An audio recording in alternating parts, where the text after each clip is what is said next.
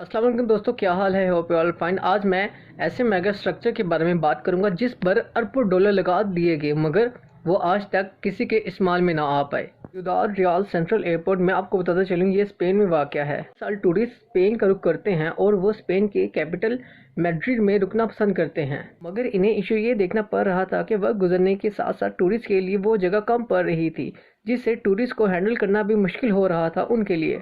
इसलिए उन्होंने एक और एयरपोर्ट बनाने का फैसला किया जिस पर 1.2 बिलियन खर्च हुए, जिसको सिउदाद रियाल सेंट्रल एयरपोर्ट का नाम दिया गया। जब ये 2009 में लॉन्च किया गया तो टूरिस्ट को बहुत सी प्रॉब्लम से गुजरना पड़ा। को तो ये सिउदाद रियाल सेंट्रल एयरपोर्ट कहा जाता था, मगर ये कहीं से भी सेंट्रल नहीं था। वो पैसेंजर जो यहाँ पर लैंड करते थे, यानी कि इस सिउदाद रियाल सेंट्रल एयरपोर्ट में इन्हें मद्रास जाने के लिए 300 किलोमीटर का फासला तय करना पड़ता था। इसकी बिना पर टूरिस्ट ने इसे नापसंद किया और कमर्शियल एयरलाइन ने भी वहाँ जाने से इनकार कर दिया। ये भी बताता चलूँ कि लॉन्च के 2 साल बाद ही वो एयरपोर्ट वीरानी का मंजर पेश करने लग पड़ा।